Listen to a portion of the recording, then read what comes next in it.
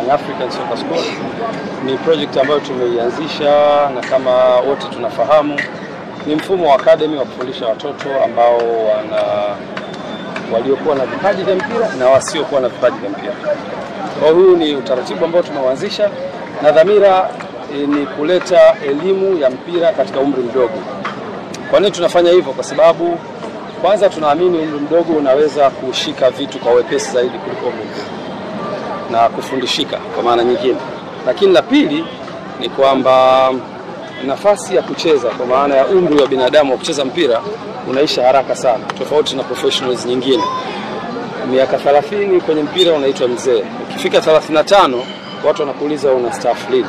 Kwa hiyo kupitia hapo tukaona ni muhimu tukaleta elimu ya mpira katika umri mdogo mapema zaidi, ili kutoa fursa kwa wale ambao Mwenyezi Mungu atakuwa amewabariki kipaji na wakaweza kujiendeleza kwa maana ya kujifunza, basi watumikie hii tasnia kwa muda mrefu. Kwa hiyo tumeanzisha under 11 ambayo itachukua na miaka 10, 9, 8, 7. Kutakuwa kuna under 13 ambayo itakuwa na miaka 12, 11. Kutakuwa kuna under 15 ambayo ina miaka 14, 13. Na wote tunafahamu Young Africans ina under 17 tayari ambayo inashiriki kwenye mashindano, na kuna under 20 ambayo pia inashiriki kwenye mashindano. Kwa hiyo tutakuwa tumekava ili daraja la kutoka mtoto mdogo ambaye ni anakuja kwa ajili ya kujifurahisha mpaka kufika professional, kwa maana akifika miaka 20 tunaamini kabisa career yake itakuwa imeshampa picha na kama anaweza kuendelea na mpira au akaacha.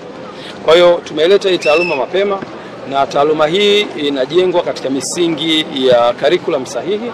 Tulimleta technical director kama mnakumbuka, Paul Matthew kutoka South Africa, na task ambayo nilimpia ni kuandaa mfumo wa namna hii ambao umeletwa kwangu na kwa Excom. Tumeupitia, tumeutazama na kubadilisha kwenye yale maeneo ambayo tunaona yanaendana na mazingira yetu, na kuja sasa na mfumo ambao umekamilika.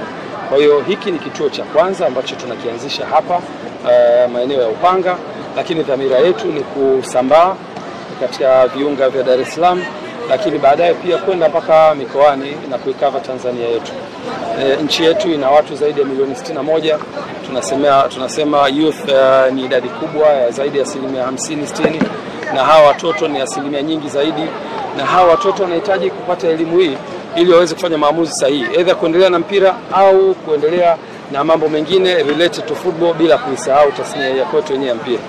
Kwa hiyo tumeanza kituo hiki, thamani yake nafikiri imetangazwa. Mtoto atakayetumikia center hii atalipa shilingi 400,000 kwa mwezi, lakini kutakuwa kuna initial payment kwa ajili ya kupata vifaa. Kama mmeona hapo watoto wote, kuna watoto wamevaa green, utaiona full, kuna watoto wamevaa jezi za njano kwa ukamilifu wake, kuna watoto wamevaa jezi nyeusi. Kwa hiyo mtoto mmoja atapata seti zote 3, na seti hizo zitamfanya aendelee kutumikia kufanya mazoezi kwenye timu na kufanya training na kucheza pia mechi za kirafiki. President, Nimalizia hapo kwenye swala la bei.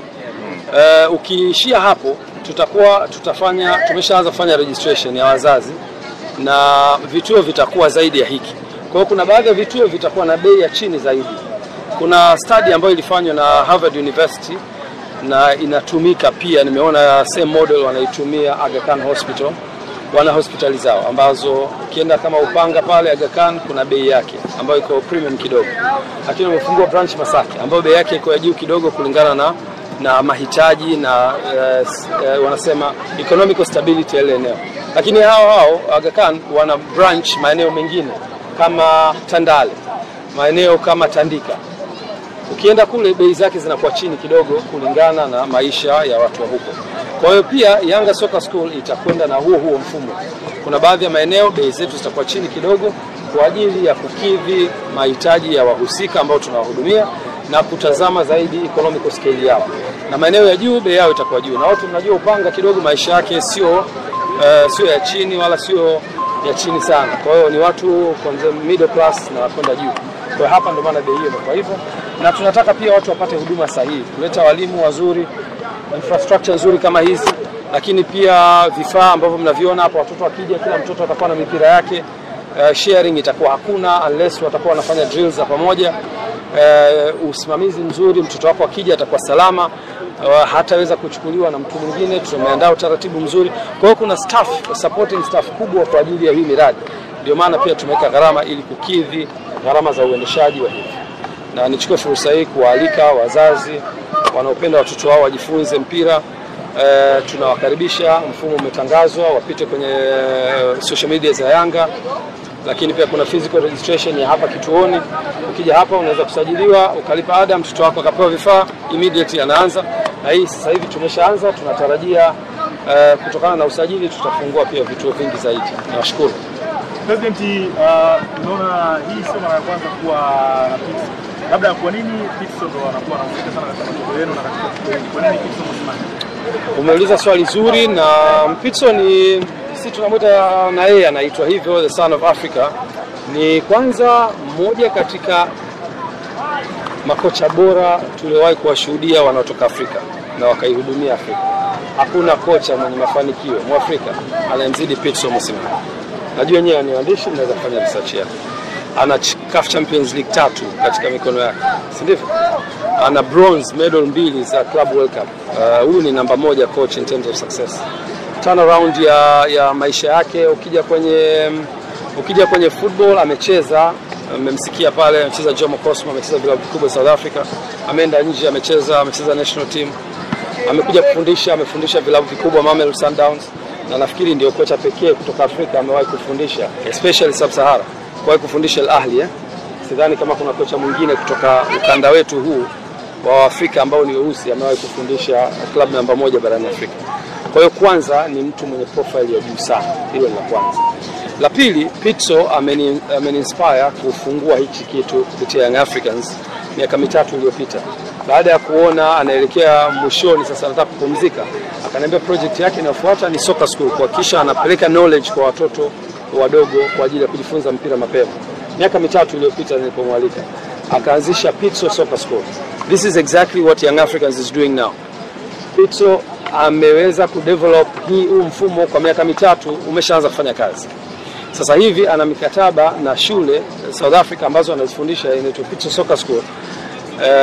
Zaidi ya shule 180 plus or minus South Africa, akiwa anatoa huduma kwa zaidi ya watoto 12,000.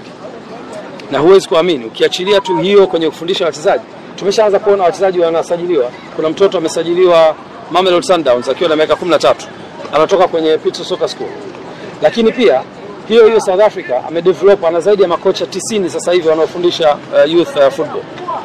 Juzi tumeona record in South Africa, mmoja katika makocha wake hao amesajiliwa na klabu inaitwa Sekhukhune. Wote mnaifahamu, inashiriki ligi kuu ya South Africa. Kocha huyu anatoka kwenye mfumo huu wa Pitso. Kwa hiyo ukitazama ni mtu ambaye ameshapiga hatua kwenye huu mradi ambao Young Africans inaofanya, na ni special person sisi kushirikiana naye kwa muktadha huo. Na nafikiri nitakuwa nimejibu swali lako beyond borders, kwa nini Pitso. Ni mtu ambaye ametuzidi kwenye kila eneo, na kwenye upande wa experience na planning ya mradi ambao Young Africans inaofanya. Na sisi kama Afrika tunahitaji tutoe fursa kwa wenzetu wa Afrika ambao wamefanya vizuri kwenye haya maeneo, tuwape platform pia, tangazike ndani ya nchi ya Tanzania na nje ya mipaka, lakini pia na sisi tujifunze kutoka kwao.